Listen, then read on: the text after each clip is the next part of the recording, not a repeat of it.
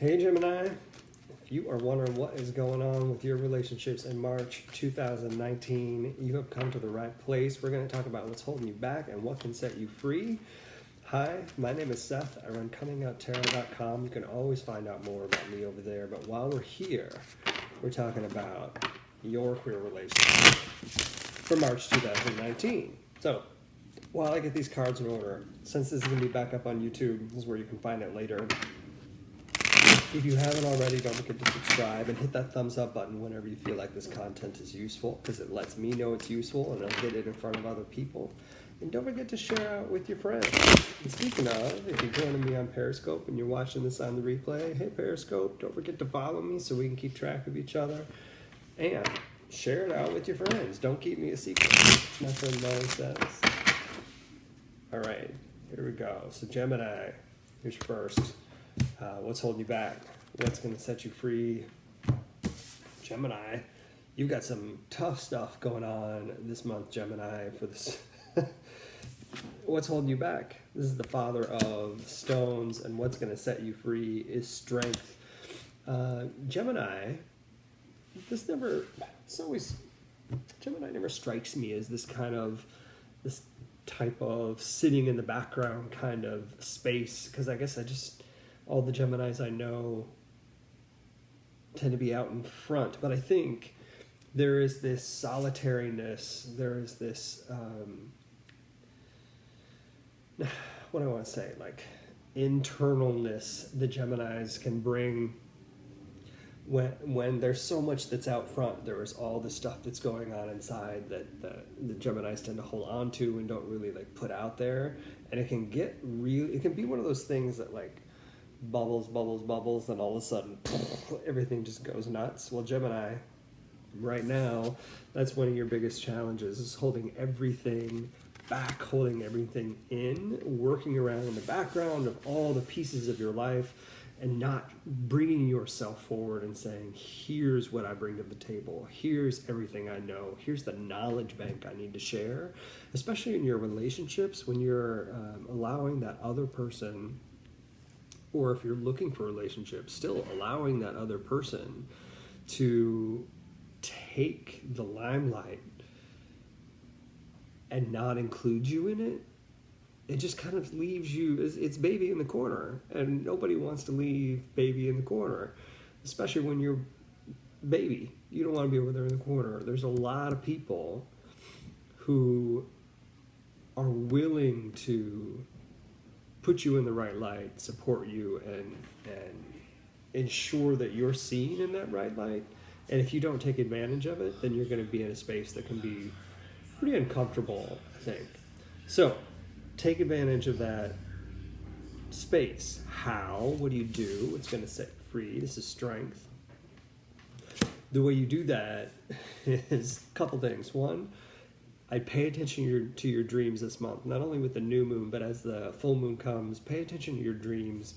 In between the new moon and the full moon, as that moon is starting to wax, I think what you're going to find is that there are things happening in your dreams subconsciously that are guideposts and stories for you, things you should be doing, things you should be thinking about. We don't always remember our dreams, so here's a tip that'll help you. Keep something by your bed that you can write on, or that you, like your phone, if you can record. And as you wake up, in those moments of like half sleep, half awake, when you're still connected to that subconscious state, write down what that dream was, write down what the theme was, speak into your phone and talk about what it was. Get it saved somewhere so you have it. And then refer back to it later. Because this is actually what's going to help you get into that space. Whatever those guideposts are that you're getting, or those tips and tricks that you're getting from your dreams, where your subconscious is working out, here's where I am, here's where I would rather be. Let your subconscious speak to you. Dive into that inner part of yourself that you're not accessing as you feel like you're being pushed to the back, Gemini, and find a way to get yourself out in front, because it's time for you to be seen. It's time for you to be heard. I would also encourage you to do this as a regular practice. It is a life lesson type of experience for you to listen to these inner knowings, inner wisdoms, these messages that you're receiving from somewhere else. And the more you can hang on to those, I think the better you'll be able to work with these different states of you that are internalized and externalized, because then you'll be able to connect the two in a way that's stronger than you ever have in the past. And a stronger person is a stronger relationship, is a stronger community. All the things line up. And Gemini, I think you can get there. All right. I think what's interesting, sorry, one more thing. I think what's interesting is that you're leaning towards your Leo-ness, especially if you're on the cusp. This is pushing towards that Leo-ness. And as you move towards that cusp, if you're there, because I feel like this reading is more for people on the cusp than not, as you're leaning towards that cuspness, because I know Cancer is in between there, but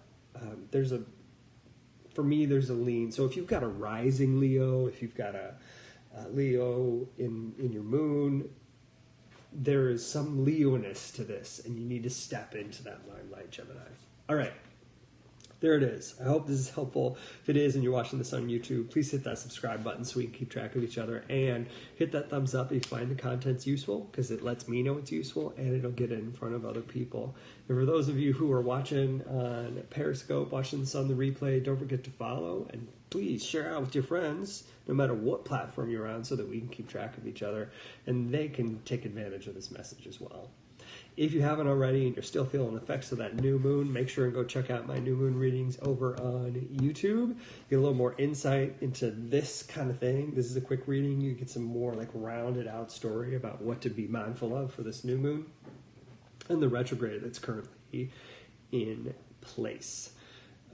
One other thing, if you haven't already been over to podcasts, whatever you like to listen to podcasts on, I had a great conversation with Life Uncloseted with Rick Clemens coming up soon. I believe on the 10th, I have a podcast coming out with the Tarot Lady. We're going to hear me get to talk to her on her podcast, Tarot Bites, about patterns, and also had a great conversation with Cardsy B of the Badass Bitches Tarot.